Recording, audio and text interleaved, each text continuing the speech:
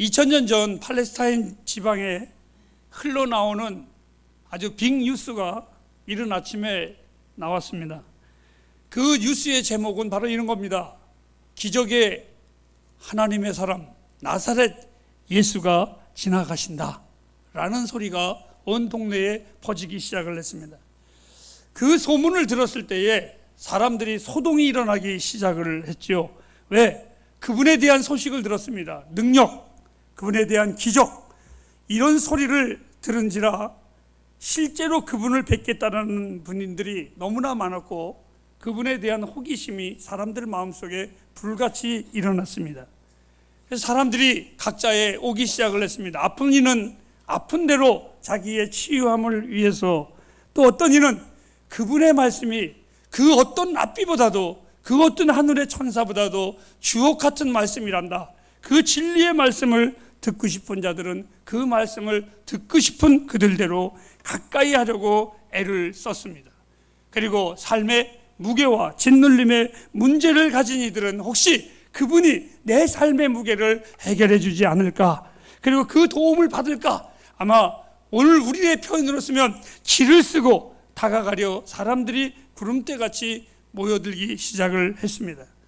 저는 사실 오늘 이 본문의 말씀은 그때 당시에 그분들의 마음과 같이 여러분들도 이 예배가 그런 마음이 안 되기를 원해서 이 말씀을 정했습니다. 그들은 어찌 보면 자기 개개인의 삶의 문제를 해결하는 것이 전부였었고, 그런데 주님은 오히려 그 모든 사람들에게 그 개개인의 먹고 사는 문제가 중요한 것이 아니라 주님은 더 좋은 문제를 가지고 늘 그들에게 다가가셨습니다. 그것은 바로 영혼 구원의 문제였었습니다.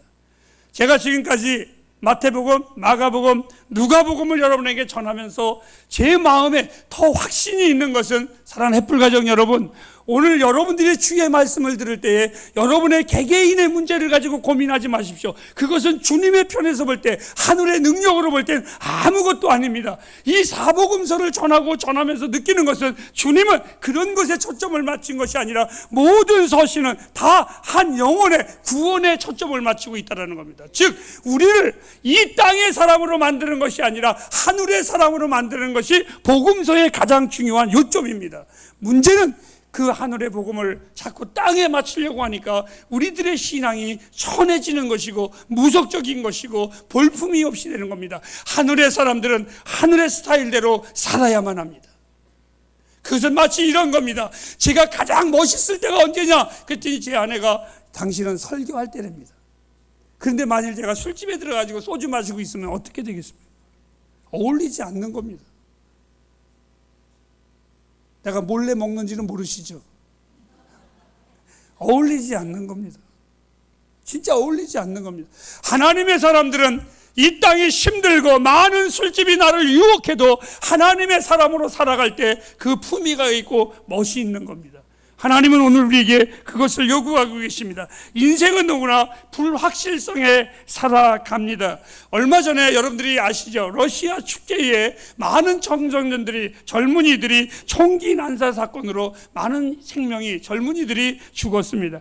분명 그들은 죽음의 장소에 간 것이 아니라 축제의 장소에 갔습니다. 그런데 하루아침에 순간적으로 그들은 다 죽음의 인생이 돼버리고 말았습니다. 여러분, 우리의 인생들이 가장 준비하지 않는 것이 뭔지 아십니까? 떠날 준비를 하지 않습니다. 저는 어저께도 부고장을 받았습니다. 그런데 그 부고장의 내용에 그 SNS에는 그분을 위로하기 위하여 다 같이 위로한다는 글을 썼는데, 그 위로하는 사람들의 모든 글을 볼 때마다 누구냐, 뭘 느끼느냐 하면, 그 쓴 사람들은 아무도 죽을 준비를 하지 않는, 그리고 안 죽을 거라는 것처럼 그들은 아무 생각 없이 위로합니다. 천국에 가서 어쩌겠습니다. 이렇게 글을 썼습니다. 이 말은 우리는 영혼에 대하여는 별로 신경 쓰지 않고 살아가는 것이 오늘 우리들의 모습이 아닐까요? 사고와 아픔, 질병과 위험, 사망의 화살이 누구에게나 향하고 있습니다. 사망의 화살이 다가올 때 저는 이런 질문을 합니다. 만일 여러분들에게 오늘 이 예배 시간을 끝나고 집에 돌아가는 그 사이에 여러분에게 사망의 화살이 다가온다면 여러분들은 준비하고 계십니까? 언제 나에게 그 사망의 화살이 내게 다가올지 모르는 인생살이입니다. 누가 그러잖아요. 태어나는 것은 순서가 있어도 죽음은 순서가 없다고. 중요한 것은 우리가 그 누구에게나 피할 수 없는 죽음. 성경은 히브리서에는 단호하게 말했습니다. 사람이 한 번 왔다가 가는 것은 정한 이치라고. 믿는 자나 안 믿는 자나 누구나 다 하나님의 그 말씀 앞에서는 다 순복하게 되어 있습니다. 그런데 그 한 번의 분명한 명령 앞에 우리는 잊고 사는 것이 우리 인생들입니다. 오늘 이 본문에 보면 큰 길 옆에서 구걸하던 소경이요 거지요, 그의 이름은 마가복음에는 바디메오라고 나와 있습니다. 이는 자기의 곁을 지나가시는 주의 자비를 열망하고 자기의 눈뿐만이 아니라 이 소경은 한 가지에 더 열망이 있었는데 자기 영혼의 구원에 대하여 갈망하고 있었습니다. 저는 오늘 우리의 예배의 자리가 진정 구원을 확신하는 자리가 되기를 주님의 이름으로 축복합니다. 저는 오늘 우리의 예배가 정말 하나님 앞에서 내가 하나님의 자녀라는 그 확신에 찬 분명한 고백이 있는 그러한 자리, 오늘 이 바디메오와 우리와 똑같은 것이 있습니다. 아니, 이 바디메오는 가난한 구걸자였다면 우리는 영혼의 가난한 자입니다. 이 바디메오는 소경이라면 우리는 영혼의 소경이 아닌가, 이런 질문을 한번 해보고 싶습니다. 오늘 우리 집사님이 기도할 때에 왜 그렇게 기도했는지 모르겠습니다. 맨 마지막에 기도가 내 마음을 울컥했습니다. 내가 기댈 분, 내가 의지할 분 정말이십니다. 믿습니까 여러분? 정말이십니다. 여러분은 어떻습니까? 주님이 지나가시는 자리에 그가 있었다면 오늘 우리 가운데 지나가시는 주의 자리에 나와 여러분들도 있어야만 한다는 겁니다. 주님이 지나가시는 소리를 듣고 이 거지요 소경 바디메오가 그 자리에 있었던 것처럼 오늘 이 아침에 그의 눈을 뜨게 하신 것처럼 사랑하는 우리 햇불 가족들의 영혼의 눈이 떠지는 구원의 고백이, 찬양의 시간이 이 예배가 되기를 주님의 이름으로 축복합니다. 저는 여기서 한 가지 중요한 것을 먼저 던지겠습니다. 주님이 지나가실 때 소경 바디메오에게는 소망의 날입니다. 오랜 시간 동안 소경으로 지냈던 그가, 절망 가운데 살았던 그가 주님이 지나가실 때에 기적을 기대할 수 있는 철저한 인생의 최고의 찬스, 소망의 시간이었었습니다. 우리 역시 주님께 예배드리는 이 시간은 드려도 되고 안 드려도 되고, 아파서 드리고 아파서 안 드리고 바빠서 안 드리고 시장 장사꾼이 해든 말든 그렇게 하는 그러한 시간이 아니라 진정한 소망의 시간임을 기억하시기를 바랍니다. 정말 그렇습니다. 소경은 막연하게 주님을 붙잡은 것이 아닙니다. 그런데 이 소경은 사람들이 말렸을 때에도 그는 성경에 보면 더욱 큰 소리로 예수를 찾았습니다. 그냥 그는 한번 가보자 막연한 마음 가지고 간 것이 아니라 간절한 소망을 가지고 그는 갔습니다. 소경이 여러분 성경 공부했습니까? 소경이 교회 다녔습니까? 전혀 그렇지 않았습니다. 그럼에도 불구하고 예수의 소문만 듣고 주님을 붙잡았습니다. 그렇다면 나와 여러분들은 다릅니다. 왜요? 여러분들은 지금까지 자이든 타이든 주의 말씀을 배웠고 들었습니다. 그렇지 않습니까? 그렇다면 막연한 소문을 들은 사마다 배우고 확신한 여러분들은 더 붙잡아야 됩니다. 더 확신해야 됩니다. 더 믿음으로 나아가야만 합니다. 복음의 말씀이 전해져질 때 주님이 지나가실 때입니다. 오늘 우리 순간에 주님도 우리 가운데 지나가십니다. 메마른 땅에 소낙비를 마시듯이 주님의 말씀을 여러분들은 마음껏 아멘하셔야만 됩니다. 받아 먹어야만 됩니다. 많은 청중 가운데 그냥 멀찍이 지켜보는 예배자들이 되지 말고 예배의 말씀을 대충 듣지 마시고 여러분에게 강한 목마름을 가지고 사슴이 목이 갈아요 시냇물을 찾아 헤매듯이 내 영혼이 주를 그렇게 갈망해야만 합니다. 다윗은 모든 것을 가진 자입니다. 그의 인생의 마지막 시편에 보면 이렇게 기도했습니다. 하나님, 내 인생에 부족함이 없이 다 주셨습니다. 너무나 감사합니다. 그런데 하나님, 내 인생에 마지막 구할 것이 하나가 더 있습니다. 꼭 주시옵소서. 뭐냐? 내 영혼이 날마다 주를 갈망하게 하옵소서. 얼마나 하나님이 좋아하셨을까요? 얼마나 하나님이 그 다윗의 고백에 감동받으셨을까요? 사랑하는 여러분, 하나님의 말씀을 예배를 모든 것에 대충 듣고 대충 하려고 하지 마시기 바랍니다. 기분 내면 드리고 기분 나쁘면 안 드리고 여러분 그러한 그리스도인이 되지 마세요. 그냥 지옥 가는 게 나아요. 존귀하신 하나님이십니다. 우리 1부 때 제가 분명히 얘기했어요. 나와 여러분이 드려질 때에 기도의 대상이 누구이십니까? 예배의 대상이 누구이십니까? 감히 상상할 수 없는, 감히 우리가 표현할 수 없는 전능하신 하나님이십니다. 그렇다면 여러분, 우리에게 이 하나님의 힘을 그렇게 예배한다면, 그렇게 기도한다면 우리에게는 큰 희망이 될 것입니다. 오늘 이 자리에 여러분이 일어나 돌아갈 때에 주의 능력을 반드시 경험하게 될 것입니다. 오늘 보시기 바랍니다. 그는 이렇게 기도합니다. 다윗의 자손 예수여, 나를 불쌍히 여기소서. 이 얼마나 포괄적인 기도입니까? 많은 기도가 아니라 딱 하나입니다. 다윗의 자손 예수여. 그는 어느 능력자를 찾아간 게 아닙니다. 한의사를 찾아간 게 아닙니다. 그냥 좋은 의사를 찾아간 것이 아닙니다. 용한 무당을 찾아간 것이 아니라 이는 분명하게 얘기했습니다. 그냥 예수가 아닙니다. 예수의 이름이 그때에도 많이 있었습니다. 그러나 다윗의 자손 예수여, 이 말은 하나님이시여 라고 고백한 겁니다. 분명히 알았습니다. 분명히 고백했습니다. 얼마나 놀라운 기도입니까? 이 단 한마디의 기도는 그의 간절함이 그 기도 속에 다 묻어 있었습니다. 사람들은 말렸습니다. 거지가 어떻게 저분에게 가까이 가냐고 말렸습니다.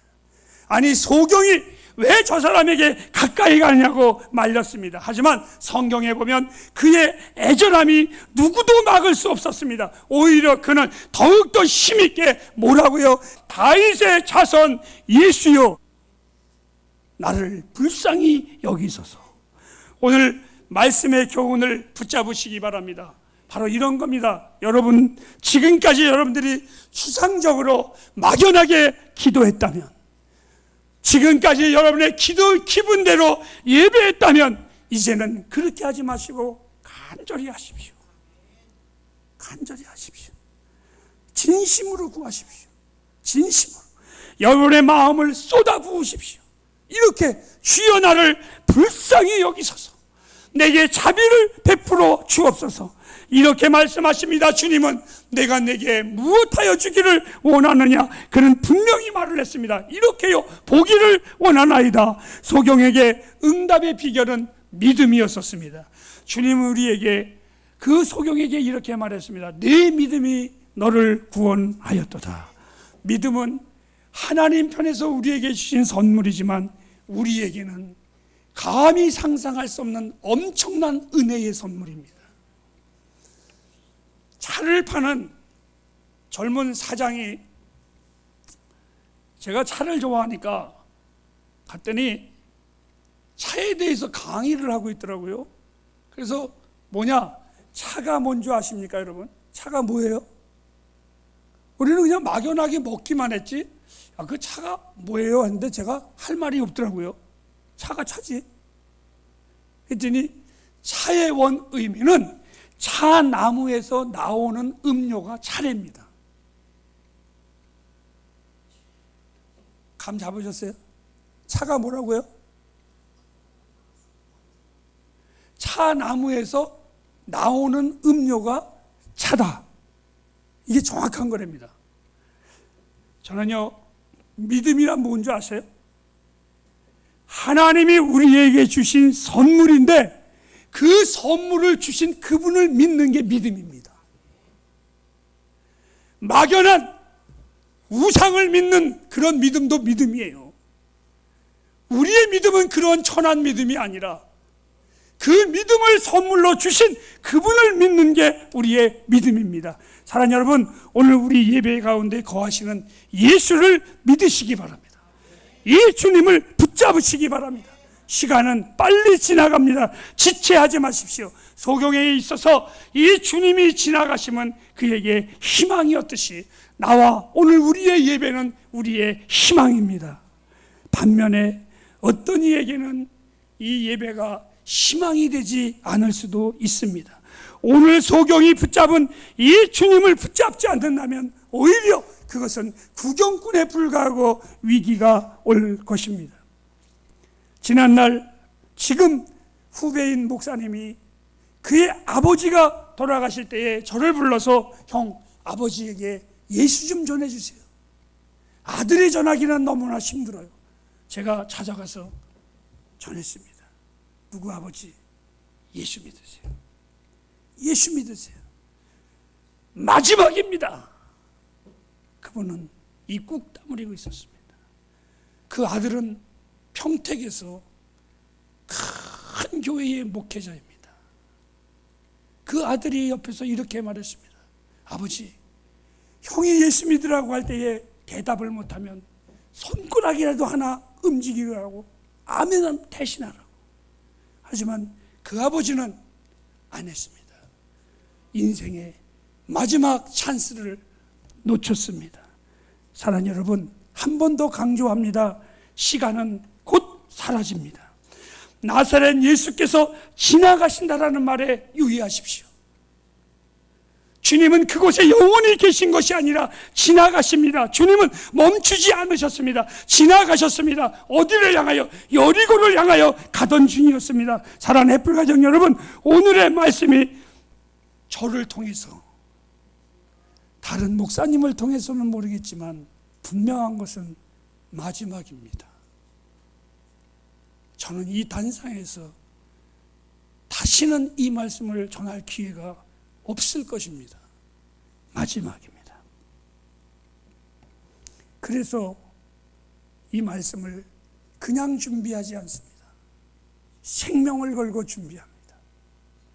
모든 말씀 하나하나 나에게는 마지막이라는 걸 제가 잘 알고 있습니다.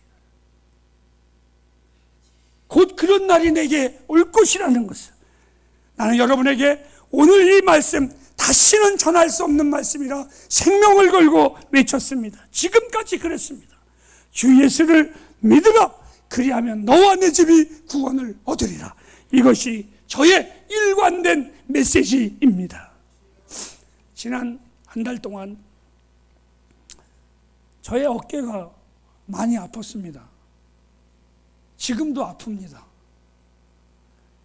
50견이 60대니까 아닌 것 같고 60견이라는 건 못 들어서 잘 모르겠고 너무 아파서 제가 병원에 갔더니 우리 집사람이 스스로 병원에 가니 얼마나 아팠으면 갔겠냐고 나보고 위로하는 게 아니라 조롱하더라고요.